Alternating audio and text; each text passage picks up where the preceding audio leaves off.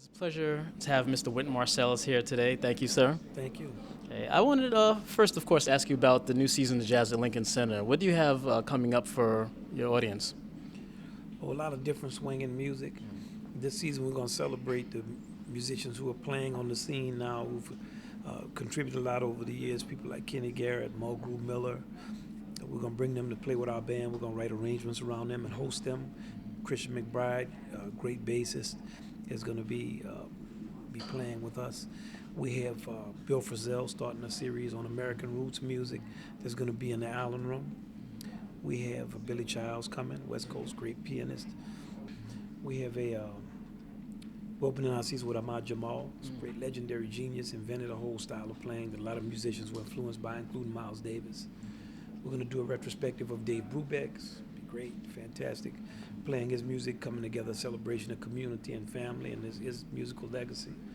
And we're going to be celebrating the career of George Wein, the greatest of the jazz impresarios, inventor of the jazz festival, and so many different things. That's just a little bit. I could go on and on, but I'll spare you. Okay, good. First, I want to talk to you. Actually, I met your father my first trip to New Orleans, and great. I just want to say, how was it coming from such a talented family? I mean, did you even have a choice but to be a musician? Your brothers all play. Your father's a teacher. Like, how? Could you have picked another career? Or that was not even that out of the question. Yeah, we were just like a typical family that was really struggling, man. The South that time had a lot of kids, and being a musician wasn't glamorous. My father was struggling to make it, trying to play jazz and be serious about playing modern jazz. And at the time, people really didn't want to hear it. And my mother had a lot of kids. There's like 6 of us. One of my brothers was autistic. So our family life was not like we sat around singing Christmas carols and playing music and smiling. We were like all the other people in our neighborhoods, and we had a lot of issues and stuff. So it was conceivable you could not play music. Yeah, I want to talk also. You a few years back, you took a trip to Cuba with a lot of the orchestra. I want to talk a little bit about New Orleans and the Caribbean have had such an important cross-cultural pollination of music. Basically, a lot of artists from the Caribbean heard radio stations from New Orleans, and vice versa. New Orleans has been influenced by Caribbean music. How can you explain the whole, the trade back and forth between the musical styles? Just the Gulf of Mexico. So the people are all on the same waterway. Everybody's coming in. New Orleans is a big port, and we have that same.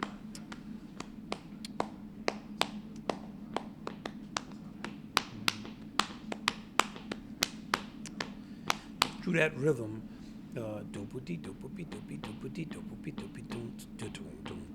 it's like a kind of rhythm, a mutual rhythm. A lot of Creoles, French, all the French Caribbean, Guadeloupe, Haiti, Cuba, of course. A lot of early musicians came from Cuba, Cuban musicians, Puerto Rican musicians in New Orleans, and our music is a cross-pollination. A lot of the Orishas in Cuba, kind of African gods of worship. Also New Orleans, we had it in a watered-down form, but we still had it. And the playing of the drums, the combination of the 6 rhythm and the 4 rhythm, because of Congo Square, New Orleans retained that, and because it was the Paris of the South in terms of goods. I think the largest slave, the largest pens for the sale of slaves is in New Orleans. So slaves are coming from all over. They're being sold all through the South. If it's not the largest, it's the second largest. I don't remember exactly, but it was a big center of commerce on the waterway. The Mississippi, people are coming from all over America. People are coming up. And it was kind of wild city. French, it wasn't an American city. It was French, so it was much more permissive. You didn't have the kind of stifling brand of religion that kept a lot of America from being as soulful as it could have been in that time. Obviously, New Orleans has such a history of so many talent. You have Professor Longhair, Louis Armstrong, Lee Dorsey, Alan Toussaint, James Booker. Why? Yeah, exactly. Mahalia Jackson, the Marsalis family, the Nevilles, the Meters. Why is it such just have so much talent coming out of that city? It's because of the Congo Square. It's because of the degree of African retention. It's because of the influx of people from all over the world, because it was a port city. It's because of the traditions that kept going, the French tradition of balls. At one time, it had the largest opera house in the South. The opera house burned down. We didn't build it back up because of kind of festival, revelry, carnival, social aid and pleasure clubs that had featured parades and bands. That's because of the number of bands, German band instructors who taught on plantations up above New Orleans, north of New Orleans, stevedores and people working on the levee singing those songs, the French tradition of singing and songs, and French parlor music produced piano players like Gottschalk. After the Civil War, the North defeated, New Orleans was the first city to fall. They left a lot of band equipment and things, and people began to play those. Slaves got a lot of instruction, and there was a lot more freedom for slaves in New Orleans than any other place because of Congo Square, and the fact that Congo Square was also a market. So you had the combination of a really musical populace coming from the French and Italian schools of singing, a lot of Italians because of the Opera House. You had a lot more integration in New Orleans than you had anywhere in the South. You had the kind of version of Catholicism that was New Orleans' own brand of it, not as strict as it was in other places. You had a lot of African retention religions. You had Haitian things like voodoo and other things that were ritualistic religions. You had people marching in the streets, playing band music, traditional band. Then you had the center of prostitution, Storyville, which lasted for 20, 30 years or so, 20-something years. And it brought people all over the world for that. And bands didn't have jobs in whorehouses. A lot of times people thought that trumpet players were not fortunate to be in that line of work. That was only piano players who were playing and peeping through the peephole and playing. Yeah, that kind of stuff. New Orleans is kind of wild, man. You know, it was not like polite. It's what it is. And we still are wild. Exactly, yeah. It's still, when you leave there, we whip a lot of behind in New Orleans. I know, When you go to other places in the country, you always are like, oh, okay. Because you're so used to kind of our way.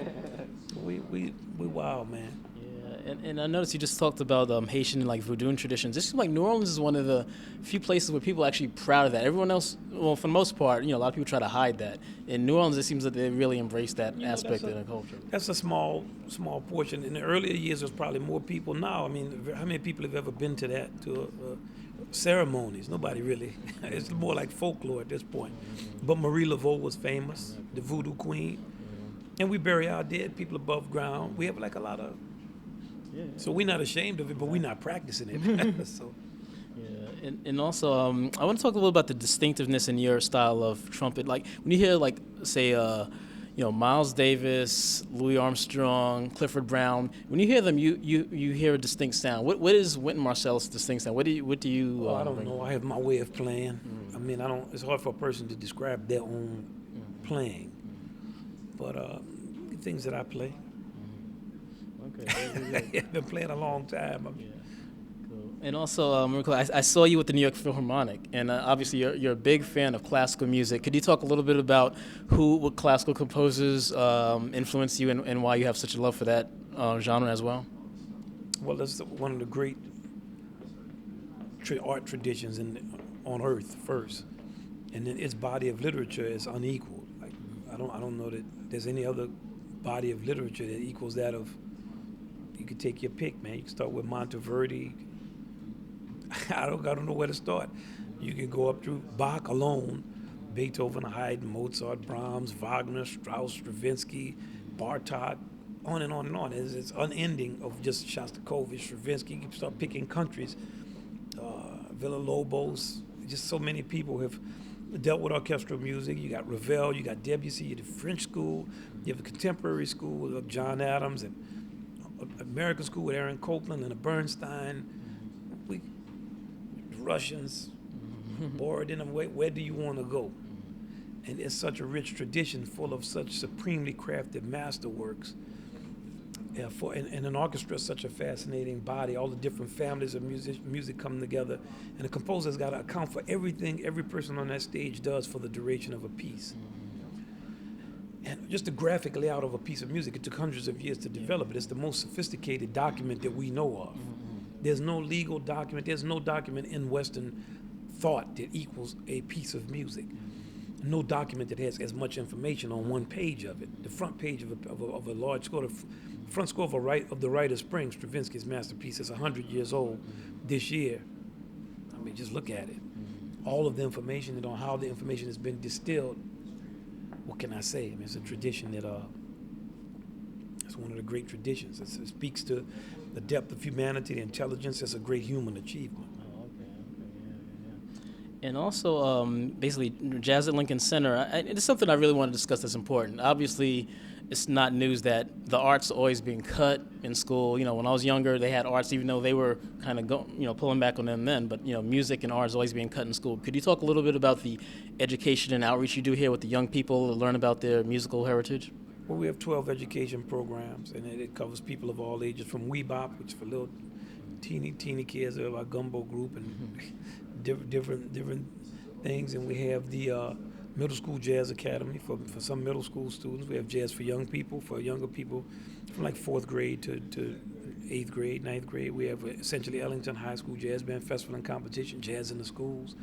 We have we're in 40 schools in the New York area this year, and on and on. We have Jazz 101, 201, 301, which is education for anyone can come, from adults to kids. And education is important, not the word education, but the substance of the education. Well, say, we need education. We need education. Yeah, but what are we being educated in? You're just as well off to be uneducated if the quality of your education is low and you're being taught things that's taking you further away from your best self, or things that will allow you to strive for a more comprehensive understanding of the world that you live in, things that give you more freedom and ability to access your own creativity. We as a country, since the Great Depression, we've gone away from arts education. It's too bad, and it's made us practice a certain type of collective ignorance. Eventually, we will get to that frontier. I hope it's in my lifetime. I don't know that it will be, but when we get into our culture, we will find Walt Whitman and Winslow Homer and Duke Ellington and Scott Joplin, and these are timeless statements. It's why I could speak so clearly about Johann Bach's music or Beethoven. It doesn't make a difference what year he wrote it in. What he's thinking about are timeless human fundamentals that are put in a form that helps you to process information. And in our country, we're a young country. Yes. Yeah. So and look at what we do in our arts, like our popular arts. There's a lot of it's just embarrassing. As a matter of it's just a result of being uneducated. Mm-hmm. And as we become more educated, more quality education, we figure out what our objectives are in the arts. We'll get around to it. Okay. Maybe I don't know when it's coming. I'm doing all I can. Our institution is doing all they can, and there are many people all over our country doing everything they can to open our eyes and make us aware of our rich cultural heritage that we're letting die on the vine. How influential was the blues, which really started so many different musical genres? Were you influenced at all by people like Howlin' Wolf and Willie Dixon, Muddy Waters? Did that influence you at all? Well, that music is the fundamental of all American music. But when I was coming up, we didn't really listen to a lot of that music because that was during black nationalism and the Afro, and we considered all that to be like Uncle Tom and something that was way back in time. And when I became older, like when I was 19, 20, 21, of course, if you study our music, you got to find the blues, and you can't play unless you can play some blues. Mm-hmm. In my time, you play a blues, people be like, that's just a blues. But it is the foundation of all of our music. It's deeper than a folk music. It's the most successful musical form of the 20th century, perhaps ever. I'm reticent to say ever because I don't know really what troubadours were doing or what form of music they were doing, Commedia dell'arte and stuff in Italy in the Renaissance. But I'm sure of the last 300 years in Western music, known music, that is the most successful form. Now, in terms of the range of people who used it and its ability to what it's about and what it says. So, yeah, the blues is key, is essential. Well, thank you so much. This is a pleasure. All right, thank you.